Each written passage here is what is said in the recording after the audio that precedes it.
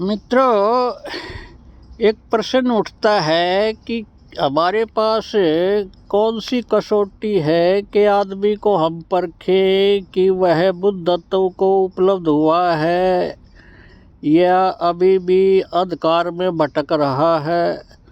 तो ये क्या कौन सा पैमाना है जिसके बलबूते पर हम ये पता करें कि कौन बुद्ध है, कौन ज्ञानी है, कौन अज्ञानी है।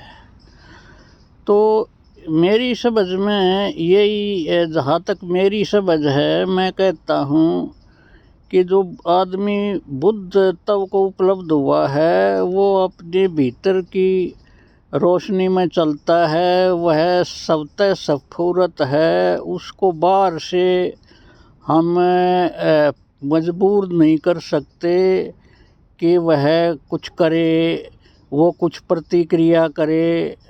हम तो प्रतिक्रियाओं में जीते हैं। जो अज्ञानी पुरुष है वो कर्म में उनसे क्रिया नहीं होती कभी, वो तो प्रतिक्रियाओं से संचालित होते हैं। जैसे किसी ने आपके बगल में अच्छा मकान बना लिया तो आपको प्रतिक्रिया के रूप में आप भी मकान बनाने की सोचते हैं। तो किसी ने आपको गाली दे दी तो आप में क्रोध उत्पन्न हुआ तो आप बाहर से संचालित होते हैं। तो बुद्धत्व की यही पहचान है कि वो प्रतिक्रिया नहीं देगा। अगर वो कुछ प्रतिक्रिया दे भी तो वो उसके भीतर से निकलेगी, वो उसके कर्मबंध नहीं बनेगी, वो डूअरशिप नहीं बनेगी।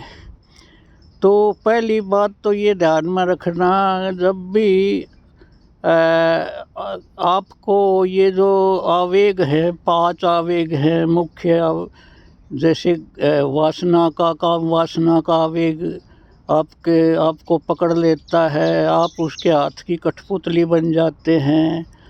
तो उस आवेग में जो आपसे कर्म हो जाते हैं वही मूर्छित कर्म है, वो आपको अधोगति में ले ही जाएंगे, इसमें कोई संदेह नहीं।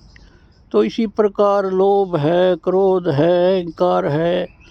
तो जब इन बाहरी प्रभावों, बाहरी अधड़ों से हम सूखे पत्ते की तरह उड़ जाते हैं, तो ये हमारे अवेयरनेस की कमी के कारण होता है, हम मूर्छा में होते हैं।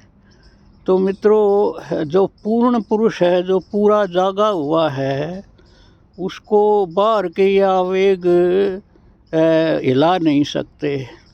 बुद्ध को लोगों ने पत्थर मारे लेकिन उसकी जो भीतर की जो शांति खंडित नहीं हुई, उसकी झील में कोई तरंग नहीं उठी।